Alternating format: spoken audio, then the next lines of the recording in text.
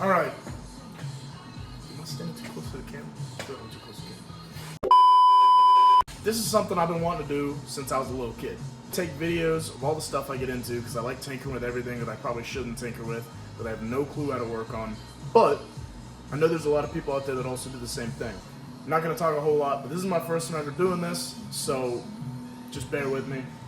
I jumped into this 1978 Trans Am with the idea that I was going to be able to figure out everything on my own. And for the most part, I've had to figure out a lot of my own. But at the same time, it still helps to have YouTube videos to show you how to do stuff. The other day, sitting in the garage, I noticed my belts are really, really dry rotted and they are like coming off the pulleys. So I'm like, all right, it's time to replace them. I put it back on there and I get in the car, start it up. Yeah, my belt snapped. This one. It whipped. Stay still! Hit the paint. Luckily, it didn't do any like lasting damage. This is not a perfect car. That being said, I was like, all right, it's time to get some new belts.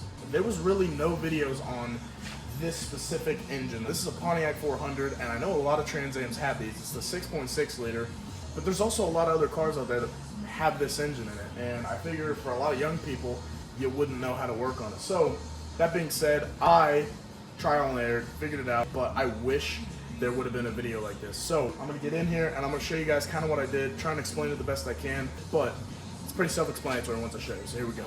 Okay, so pop your hood, and mind you, okay, so pop your hood. So pop your hood.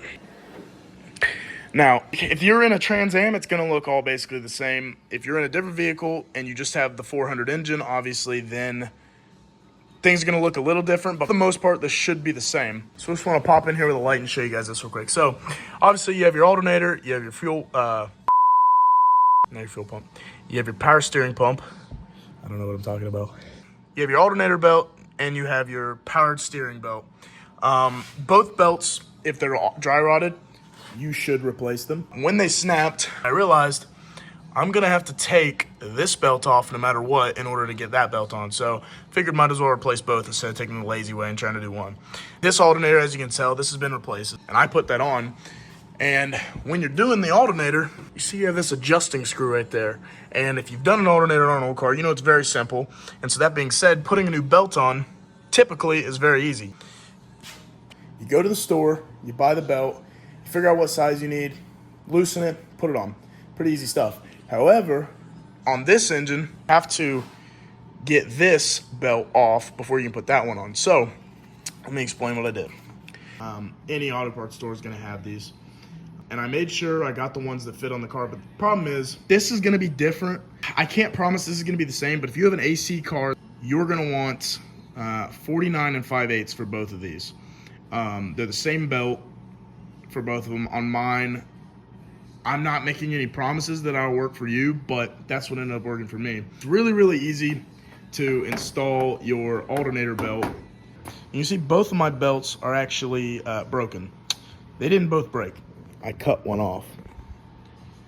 That doesn't matter. Either way, you gotta get the old ones off, put the new ones on. So once you get this out of the way, you just slip your alternator belt around the fan. So go around the back side of the fan, get it to clear all the blades, and then get it around to where it's around the spindle. And then you put it in place, you loosen this bolt right here, and you just push it forward. Be careful with your fuel lines right there. Don't crush your fuel line, but loosen this, push it forward, all right? Now once it's pushed forward, then you gotta make sure that this is in the groove all the way down there. Let me get the light. Let me get this focus. Yeah, so yeah, that's the one that the light's on is the power steering, and then the one right behind it, that's your alternator. So you just want to make sure it's in the groove, this side and the other side over here. Just make sure it's in its groove. Then once it's in its groove and you have it around the alternator, take this, pull it tight, but do not be an idiot like me and pull it like to the end, because then this will be way too tight, and then when you're revving the car thinking you're all cool, it's gonna snap. It's gonna scare the hell out of you, and I thought my engine exploded. So pull it till it's relatively tight, and then start tightening this bolt down. It's not like, oh, once I tighten it, it's stuck like that. You can loosen it and play with it. Make sure you have it right though before you go out and driving it. You know, that means idle it, rev it, let it warm up, just test it. Make sure it's not gonna give you, weird noises or walk, because it can walk off of these. But so anyway, you're gonna wanna have about enough tension to where it's tight and it's not going anywhere. Like, you can't take your finger and get up under there and lift it off of this, but you can definitely push in on it and play with it. That way it's gonna have room when you're sitting in a parking lot with your buddies thinking you're cool revving it. It's not gonna snap. So now this one is the harder one, and this one is the one that's gonna give you more grief. But again, these cars were made to be worked on in your garage. In this case, your mom's garage. Basically, in my case, I didn't know anything about this Pontiac 400 engine. I couldn't find anything on how to do it, but it's pretty simple stuff. I took this bolt out, and this bolt is the bottom bolt on the alternator. You can see it goes all the way through into the engine block back here. And then this right here is just like a metal tube, and it's a spacer to keep all this even and lined up. You don't have to take that one out, but you're probably better off to do it. The reason being, you're just gonna have more playability, and you're gonna Today, Junior, reduce the risk of pushing on something that's not supposed to be pushed on, I guess. I took it out. I don't think you have to, but I would say you should, just in case. But then right underneath of it, oh, and these bolt sizes, by the way, this is half.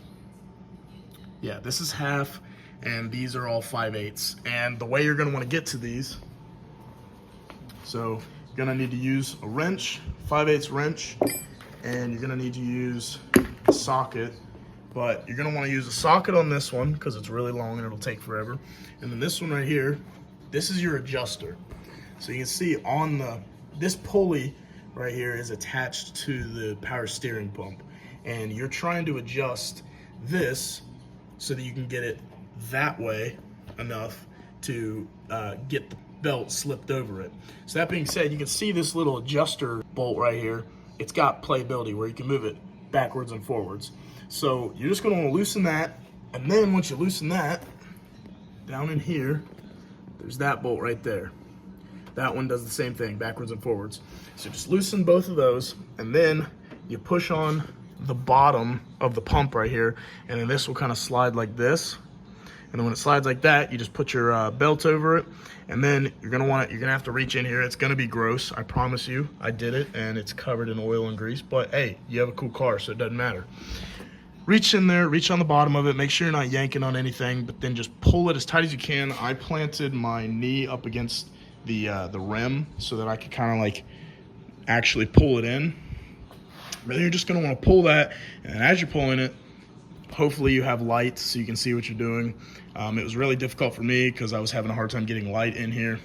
But pull on it, use your other hand to tighten the two adjuster ones, which both of those you're gonna have to use this for. So tighten these, pull this tight, tighten those, and then once it's all said and done, and make sure all your bolts are tightened back up, meaning this one, this one, this one, and that one. Then just make sure tension's good. I would say this is probably perfect tension for the alternator belt. Just have a little bit of playability, twist it back and forth like this. And then this one right here, this one's gonna be a little bit tighter, but it's still, I mean, you can still see, still push on it, still twist it around. And honestly, unless you're Hercules, you're not gonna be able to get that much tighter. Showing any disappointment. So, that being said, pretty much it for this video. Again, like I said, I've never done this before. I've dabbled a little bit in working on this car, but I am by no means a professional. That being said, if you are in the same boat as me and you're like, hey, I just want to find a YouTube video, again, it's really not that complicated stuff. I wouldn't waste my money at a mechanic shop to do that.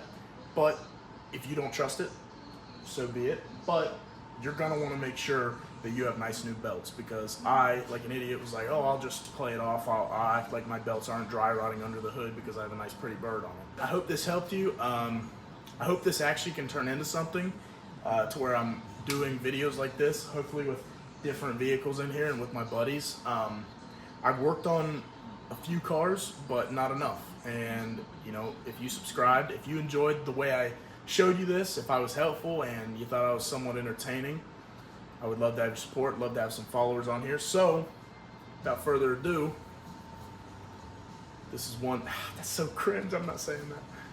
This is one more thing off Luke's list.